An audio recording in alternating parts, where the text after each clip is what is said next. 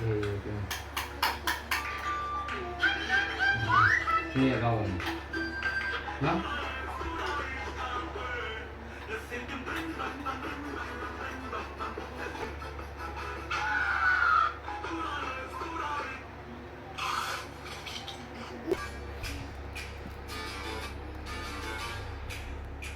ဒါလေးကတော့ Oppo A95 ပေါ့နော်power သူကဖွင့်လာပိတ်ပြီးသွားတယ်ပေါ့နော်ပြီးသွားရင်သူကဟို session တဲ့ပုံစံမျိုးပြောမှဆိုဖုန်းဆက်ပိတ်မလားပေါ့နော်ဆက်ပိတ်မလားဟို session မလားပေါ့အဲ့လိုမျိုးပြရပုံကြီးပေါ့နော်ဒါသူကအခုခုနကျွန်တော်ပထမပြတဲ့ဒီကလေးပေါ့နော် register လေးပါလို့နော်ဘယ်ဒီlogo စာလေးကျွန်တော်လုပ်လိုက်ကြပါလို့နော်အဲ့တော့အားဒီမှာတိတ်ကပြီးတော့ကျွန်တော်တွန်းလိုက်တာအခုခွန်ထိတော့ရောက်သွားပြီပေါ့နော်